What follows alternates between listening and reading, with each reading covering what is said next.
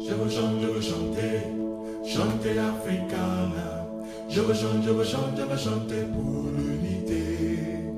Je veux chanter, chanter africana. What an awesome experience to be in Africa hunting with Carl and JohnX Safaris. I was very fortunate to grow up in the safari business all my life.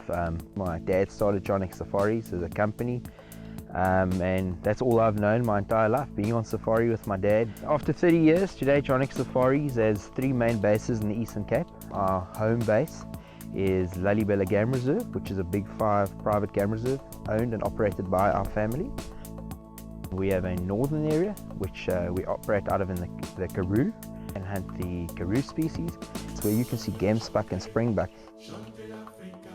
And we have a mountain area as well up in the mountains where we can hunt the Vaal reedbuck and things like that, and a lot of grey-winged partridge. So we got 3 main areas, 40 different species occurring in different areas, covering all the bases throughout the Eastern Cape.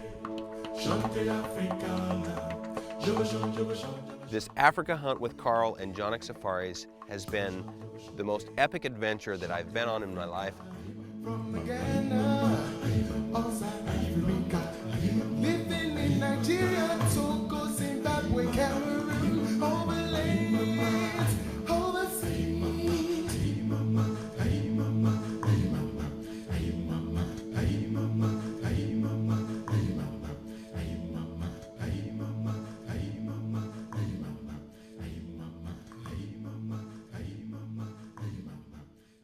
It's been a couple days travel to get here, so we're all wore out.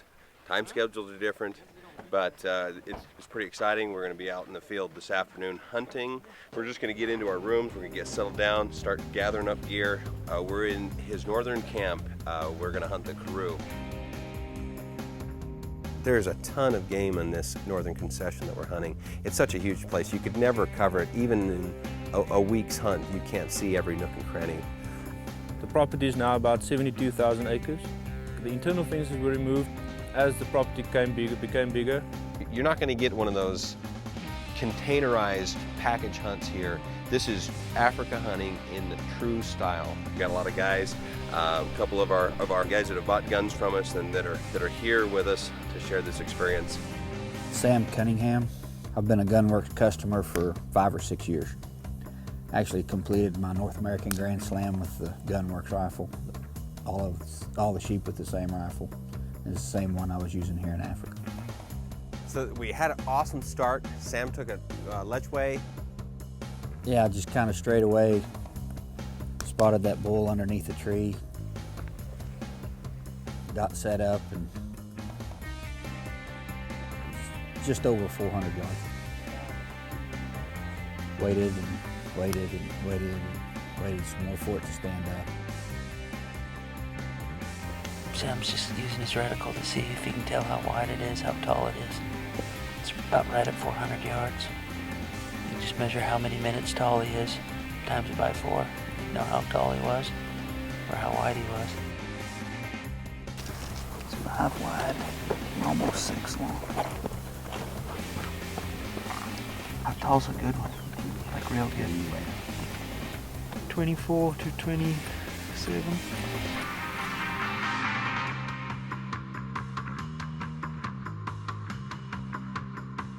And then was able to get a good shot at it. All right, here we go. You want to wait till he turns a little more? I think you're taking me. Take him? All right, here we go.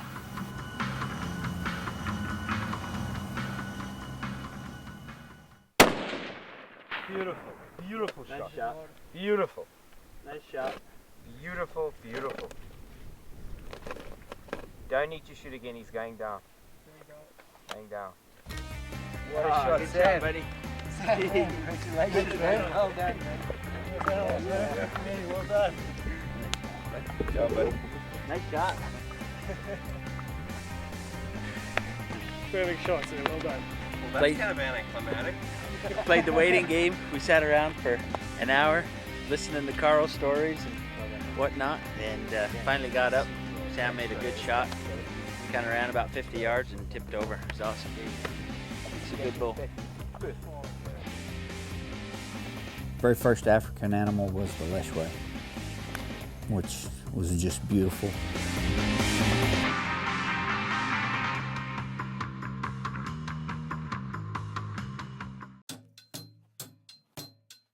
Sam kills a huge bull lechwe, and then Carl's like, hey, let's get going. Let's head out to the flat. We're up on the Karoo. We get out in the plains, and the first thing that I notice is that the country is just like hunting home. It's big country, wide open. Mike's up first. We've got black wildebeest on the agenda. Come over the hill and start glassing these big flats, and right away we start seeing animals. We get out there hunting, spotting. We see the animals are very spooky. These things are skittish. They're running back and forth. If they even see the truck or see guys walking, it seems like they just bolt. A big cloud of dust. It looks like a whirlwind going through there. Rusty spots a pretty good bull, gets us on one.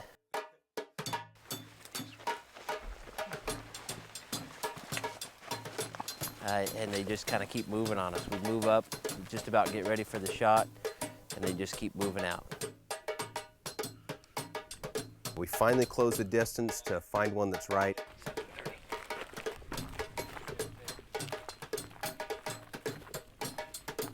And we set up, and they move out, and they never give us a good shot.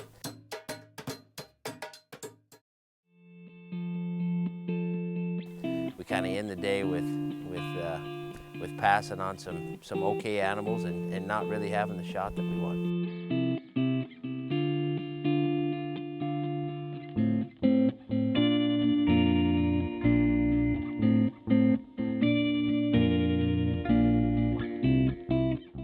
So the next morning, I'm still on the gun. It's still my turn to shoot. We're after that black wildebeest.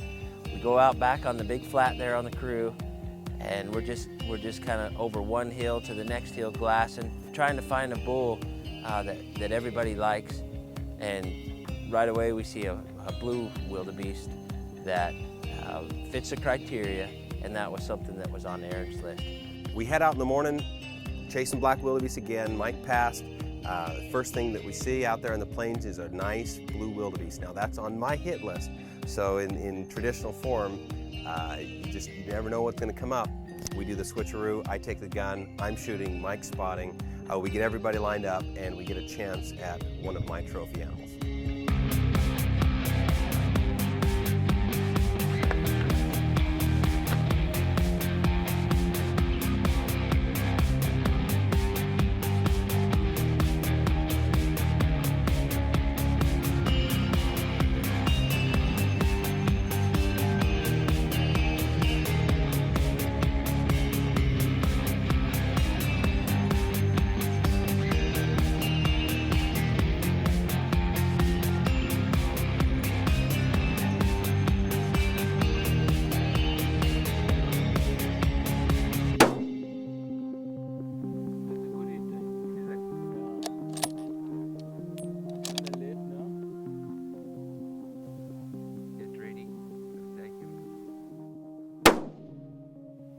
That's a goodie. That's a goodie. That's a shot. That there is the shot, boys. That's a shot, bro. That is a shot, my man. That is epic. He's not going anywhere, I promise you. You've hit him right through the heart. Oh. That there on the blue wildebeest. Yeah, I mean, that's the shot. Thanks. Shot, bro. I gave him 2 minutes, yep, so run about a 5. Yep. That's kind of what we do. If something's on your list, you're going to take the gun. I turn into the spotter, and Aaron sets up and makes a really nice shot on that blue wildebeest. Hey, Aaron's after the blue, I'm after the black, so one down and we'll go find us another one. I think Carl actually likes the black wildebeest better, don't you, Carl? I do, eh? And you know, I like the black wildebeest mostly to the fact that they turned on the brink of extinction. I just can't believe there were so few. There's so few, and without your American dollars and guys like yourselves coming out here, we'd never have been able to do it. If it wasn't for the hunting industry, there would be no black wildebeest today. Same with white rhino, the same with countless species out here. So for us, I like the black wildebeest. It's a hell of a success story for us, and that's why I like it, and that's why I support it.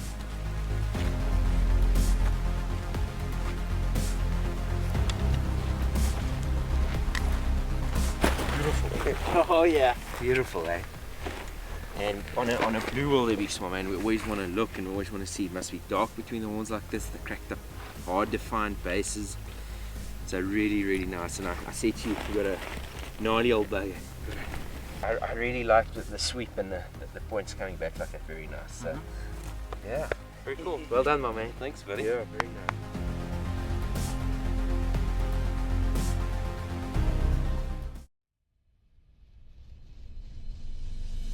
So Mike gets a chance to finally make good on that black wildebeest hunt. We get up on top of the mountains. We're at the highest flat plains area that we can find, a big basin right up in the mountains. We get on a big herd of black wildebeest. There's some blues, there's Blesbok, there's all sorts of animals up there. And right away, they spot a monster black wildebeest. They picked him out of a herd of 100 just up on top there. They said, that's the one we're gonna get.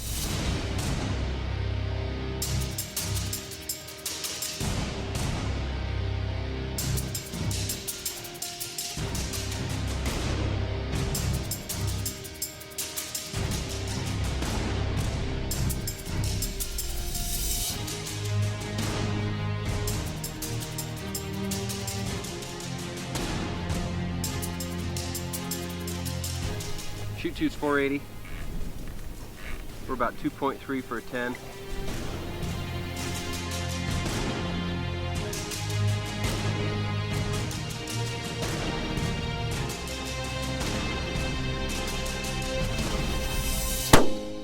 Oh, perfect shot! What a shot! Oh my goodness! Good hit, bro. Which one is in the back? No, he's gonna fall now, eh? Anyway. No, he's done. Yeah. Well done, my man! Good shooting, eh? That's better. Simple. Oh, Goodness, that's a beautiful shot. Played, Russ, man. Gave him 2 minutes. Awesome, shot, man. Hey, That was a brilliant. Been chasing him all day. Good job, man. In and out, in and out. And we finally got him. Easy. Oh, is Steady that wind better? and crosswind. Okay. Steady wind Black and crosswind. wildebeest. Because Huh? you just measure Good out shot, there huh? and do Good it. shot. It's That was constant. perfect. Yeah, yeah. 2-minute hold. He ended up being 5 1/4. Aaron was quick on the rangefinder, gave us the range, set up. Russ found a nice spot to set up, and we put the hammer on that thing. It was about 500 1/4. The wind was really gusty. Aaron made a good wind call, and it was one and done. My first African animal.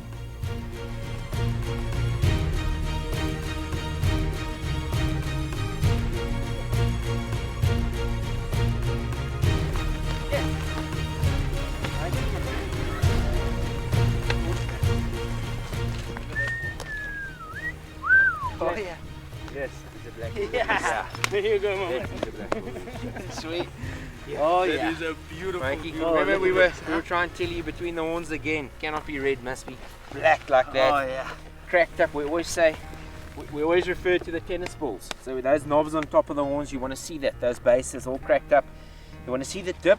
Normally we say if the dip is in line with the eyes, he's a shooter, and if the tips come up in line with the top of the head, he's your bull.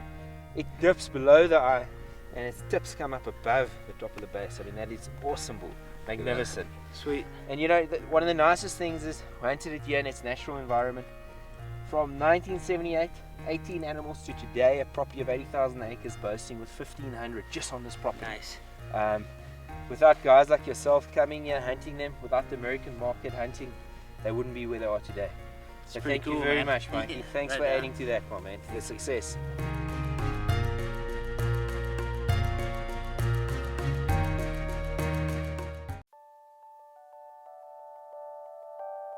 Long range shooting is a progressive cycle of experience. Essentially, we're going to chase knowledge and gear. We're going to get what we can afford, or what we know about, and then we're going to practice. We're going to train with that equipment and with our knowledge that we have, and we're going to do the best that we can.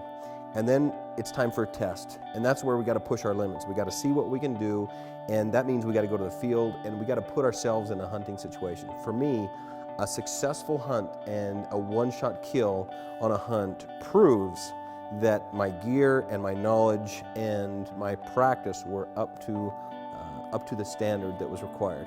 So when I take a look at this cycle of experience that we all go through, and becoming proficient at long range. What I see is that if there's anything that we can do to speed up that cycle, we're going to become more proficient faster. And that, to me, that's what Africa means. Is it represents an opportunity to increase our proficiency, to test ourselves daily, and to fail and to fix it and to grow. And Africa is a chance to put a decade of regular experience into just a couple weeks. So when you're in Africa, what you'll find you're able to accomplish is primarily you'll be able to experience what it's like to be supremely confident in the extents, the limits of your gear and your capabilities. If you go over there with a reasonable budget, I mean, we're talking about potentially harvesting 10 to 15 trophy animals in real stressful hunting environment situations. And so you find really quickly that you will have plenty of experience in Africa to build that confidence, to get familiar with your equipment, to understand how important it is to pick the right shooting platform, and to be ready to get set up in a hurry. A lot of our opportunities that are perfect are only perfect for a few seconds, and if you're not ready, you're going to miss that opportunity. One of the situations that we had was, it was a setup shot. We could have, tried driving across a valley and, getting close.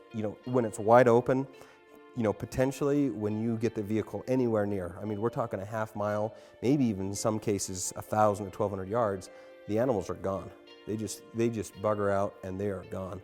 So, I mean, it takes some long stalks, or in this case, we were able to set up on a Blesbok that was over 1,200 yards. And when we got set up on this animal, all that confidence in my gear, my gun, I knew the gun was perfect. We were confident in the way we were calling wind. At that distance, just that small canyon wind, we were calling, almost a 5-minute hold. And, all of that kind of culminated in a shot that was probably one of the longest shots I'll ever take. And it worked out, and it was awesome.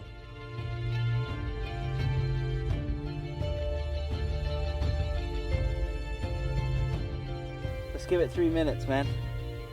We got about a 2 to 3 mile an hour wind, and you gotta have at least a minute to spin there. Let's give 3 minutes. Okay. 3.5 minutes.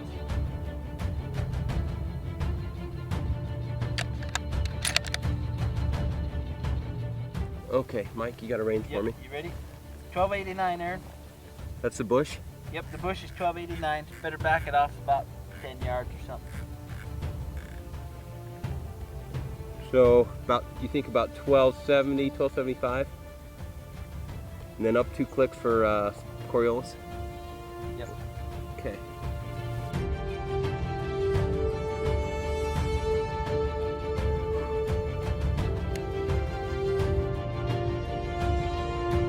Okay, 5 minutes of wind, 1250. Ready?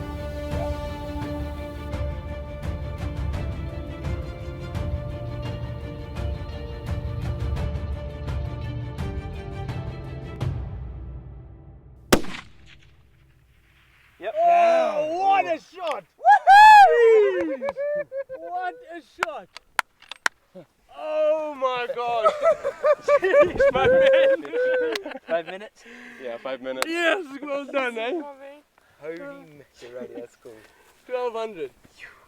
It's so far away that you shoot, then the gun's all out, then you get the gun back, lift it up, and then you start looking in the scope, and then you see the bullet hit. There you go, my man. Mikey Good boy. spotting, my man. Oh, Good, Mikey brilliant boy. spotting. Ah, that's a lot of wind. So 5 minutes, guys, to give you a feel for it. That's 3 Blesbok. That's holding in front of him 3 Blesbok. Can't believe it. 1, 2, 3. The third one. That's way out there. Genius, that's it. But So that 5 is minutes. 1 minute for spin, so that's 4 minutes. That means 7.5. It's feeling 7.5 now. It didn't right at the moment. No, it's feeling a bit stronger right Yeah. Yeah. And the trick with this is like when you're shooting across the valley, you don't get to use vegetation. The draft, yeah. Because the way the wind profile is, I mean the wind's going pretty good down the middle, and not so much here or over on the edge. 1250. Oh man, well done again. No, that's unbelievable, eh? Sheepers. What I took away from Africa is that not all of the shots are far, but if you can take a 500 to maybe 700 yard shot with some tough conditions, wind, maybe a fast setup, that your opportunity to take excellent trophies is greatly enhanced. Your experience will be better. You'll have more success, better one-shot kills. Mike doesn't like the looks of those. I think they're pretty cool looking. I don't know if you like it, you don't like it, but that's what a big Blesbok looks like, brother. That is a monster. That is a monster. Beautiful, beautiful Blesbok. I like the colors on them. Wow, he looks good, man. Beautiful, beautiful ram. You're Rusty. That is a monster. He's even bigger than I thought. If you go there with the goal to improve your shooting skills, you will be rewarded, and you will have an excellent experience. If you would like to come to Africa with Gunwerks, we do this every year. This is something that is so valuable to our capabilities and our shooting skills that we go every year. Give us a call. If the schedule doesn't work out and you have some questions, we'd be glad to help you out, especially if it's the first time, to make sure that your experience is everything that it should be. This morning we get up and I'm on the gun still. We're going. Spud, what are you doing?